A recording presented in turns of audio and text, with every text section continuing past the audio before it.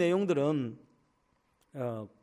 이스라엘 민족의 허물, 그리고 그들의 지도자인 모세와 아론의 잘못, 이런 것들을 다 같이 거론을 하면서 어느 한편에 치우치지 않는 성경의 모습을 보여주고 있어요. 과오라는 단어가 나오는데 이 잘못, 허물, 부족함, 또 관역을 빗나감, 이름 등등이 다 과오라고 볼 수가 있겠는데, 이 과오에 대한 부분들을 그리스도인들이 어떤 가치관으로, 어떤 시선으로 바라보게 될 것인가 하는 게 오늘 말씀을 전하는 내용의 핵심이라고 봅니다. 그러면 이스라엘 민족의 잘못은 무엇이며 모세의 허물은 무엇인가 볼 때, 이스라엘 민족은 지금 광야를 지났는데 물이 없다고, 먹을 게 없다고 불평불만을 쏟아냅니다.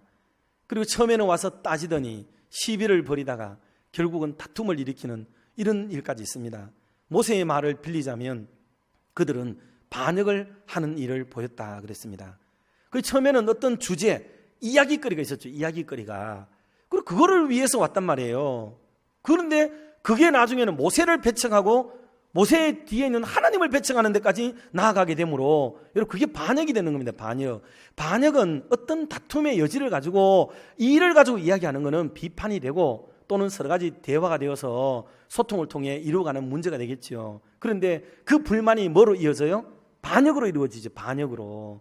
그렇기 때문에 사람을 버리고 사람을 배척하는 데까지 나가려는 마음을 갖게 된다, 그 말입니다. 그 사안을 고치려고 하는 게 아니에요. 그 사안 때문에 사람을 버리려고 하는 반역을 저지른다 하는 거죠. 이게 유대 민족들, 이스라엘 민족의 죄악성이었습니다. 그러면 모세는 죄를 짓지 않았느냐? 모세도 똑같이 죄를 지었어요. 손뼉은 마주쳐야 하는 것 아닙니까? 그러니 그렇게 한다고 해서 자기도 불따구를 내는 거죠. 그래서 하나님이, 자, 8절 말씀 보도록 할까요? 8절을 한번 먼저 보도록 하겠습니다. 8절. 자, 봅니다. 지팡이를 가지고 내 형 아론과 함께 회중을 모으고 그들의 목전에서 너희는 반석에게 명령하여 물을 내라 하라. 내가 그 반석이 물을 내게 하여 회중과 그들의 짐승에게 마시게 할지니라. 아멘. 자, 여기 보면 반석을 치라 그랬어요. 뭐라 그랬어요? 지팡이를 가지고 반석에게 명령하여 물을 내라. 그렇죠. 여러분, 이게 이 문제의 본질이 어디 있느냐면 행동으로 옮겨진 것이 죄가 되느냐, 다시 말하면 반석이 2번 두드려졌기 때문에 죄가 되느냐? 아니에요. 이미 그 마음 속에 분노가 일어나고 감당할 수 없는 마음의 죄가 먼저 시작이 됐다는 거예요. 그러니 그것 때문에 하나님이 모세를 싫어했고, 그럼 이스라엘 민족의 죄악을 좀 더 구체적으로 들여다보죠. 95편 내 보면 이스라엘 민족의 죄를 3가지로 얘기했습니다. 자, 첫째 뭐냐 하면 완악한 마음 그랬습니다. 완악한 마음. 두 번째 마음이 뭐냐면 하나님을 시험하는 마음이라고 그랬거든요. 하나님을 시험한다. 세 번째는 하나님의 길. 이거를 알지 못한다는 거죠. 자, 그러면 두 번째로 우리가 생각할 것은 과오를 범하는 원인은 뭐냐?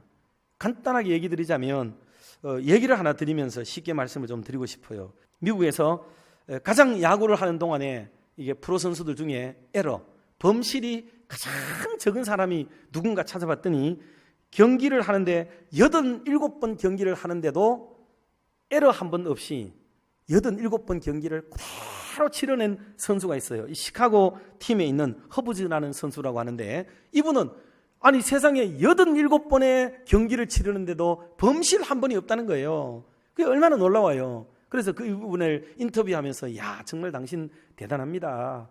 당신의 손은 sure hands, 확실한 손입니다. 당신이 데 가면 공 다 잡아냅니다. 그랬더니 그분이 하는 말이 에이, 그렇지 않습니다. 그게 아니고 사실은 sure mind가 맞습니다. 이렇게 대답했어요.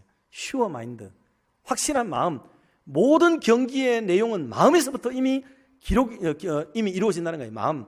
그 중요한 거는 행동, 모든 행동이라는 것은 이미 마음에서부터 이미 느슨해졌기 때문에 일어나는 일들이다. 그래서 우리가 실수를 하는 모든 것들, 이 마음이 이미 다스리기도 전에, 마음이 다 잡아먹기도 전에 빠른 말이 나가서 실수하고 행동하고 막 움직이고, 그렇게 해서 모든 과오들이 주변에서 일어나는 일들은 전부 마음이 지배를 해야 되고 통제를 하고 다스려야 되는데 마음에게 잡히질 않는다는 거죠. 여기에 문제가 됐다. 그러니 마음을 떠나버리면 모든 게 범죄가 이루어진다. 예수님의 가르침과 똑같은 거예요. 반대로 그러면 제일 에러를 많이 범한 사람은 누구냐 봤더니 뉴욕 그 자이언트 팀에 있는 사람인데요. 이 사람은 뭐가 문제냐 하면 그 이름은 히크맨이라고 하는데, 저도 야구를 잘 모르지만은 야구를 잡으면 뻐덕이 서가지고 어떻게 칩니까? 이거 골프 치는 것도 아니고. 항상 이 사람은 다리가 뻣뻣해요. 그래서 피아노 다리라는 별명 가지고 있어요. 피아노 다리. 그래 밑으로 오는 볼을 서서 치니까 볼이 오면 이렇게 볼이 이렇게 오잖아요. 그럼 배트를 이렇게 맞춰서 수평으로 딱 칠 때요, 공이 맞을 확률이 제일 많거든요. 그런데 옆으로 오는데 밑에서 이렇게 들어치는데 뭐 될 일이 있겠습니까? 쁘덕하게 이렇게 치니까 공이 오면은 놓치는 거예요. 120번 이상을 경기를 하는데 91번 이상씩이나 에러를 범하는 실수를 범하는 거예요. 한 경기마다 계속 중대한 에러가 나오는 거예요. 여러분, 이것은 점수 한 점에 관한 문제가 아닙니다. 어떨 때는 점수가 여러 점도 관계되고 그 점수는 그 승패와도 관계가 되는 에러가 되는 거죠. 심각한 거예요. 그러니 좋은 경기를 하려면 몸을 부드럽게 하고 무릎을 좀 굽혀라. 어깨를 좀 수그리고 마음을 조금만 더 겸손하게 가지고 유한 마음을 가지고 다리에 힘을 좀 풀고 조금 이렇게 자기를 낮추는 그런 마음이 필요하다는 거예요. 그게 없으니까 이런 범실과 에러가 나온다는 거죠. 신앙 안에서 누가 잘못을 저지르느냐? 여러분, 약한 사람들도 죄를 짓지만 교만한 사람들, 자기 잘난 맛에 사는 사람들, 거룩한 척하는 사람들이 이런 죄에 빠진다는 거죠. 마지막 세 번째로, 그러면 이 과오를 극복하는 방법은 뭐냐? 당연히 이거는 회개뿐이죠. 회개라는 과정을 거치는 겁니다. 회개는 나의 잘못을 인정하고 나의 부족을 인정하고 하나님 앞에 도와주세요 라고 엎드리는 거죠. 내 부족함을 느끼는 거죠. 내 한계를 느끼는 거죠. 그래서 하나님의 도우심을 기대하는 겁니다. 그러나 나의 오만함이 있는 사람은 잘못은 깨달아도 절대로 회개하지는 않습니다. 그게 문제죠. 회개를 해야 되는데. 여러분, 그래서 크리스찬이라고 하는 존재는 죄를 짓지 않는 사람이면 더없이 좋아요. 안팎이 거룩하고 경건할 수 있다면 얼마나 좋겠습니까만, 여러분, 마음으로도 죄를 짓고 마음으로도 음란하고 마음으로도 사람을 죽이는 게 우리들인데 어떻게 하나님 앞에 안팎이 공의로울 수가 있습니까?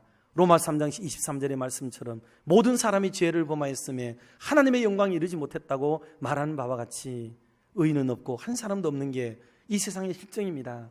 그러면 누가 구원을 얻을 수 있느냐? 사람으로서는 할 수 없으되 하나님으로서는 할 수 있느니라 하는 말씀과 같이, 그래서 우리는 다만 우리의 구원과 우리의 모든 것이 주님의 은혜요, 주님의 손에 100% 하나님의 구원하심에 있는 것이지, 우리의 노력에 그 어떤 것도 있지 않는 게 우리의 존재라는 것을 철저히 죄와 비통함을 깨닫고 하나님께 돌아서고 하나님께만 마음을 들고 주 예수 그리스도에게만 의존하는 믿음, 그 믿음을 가진 게 기독교인이라 이 말입니다.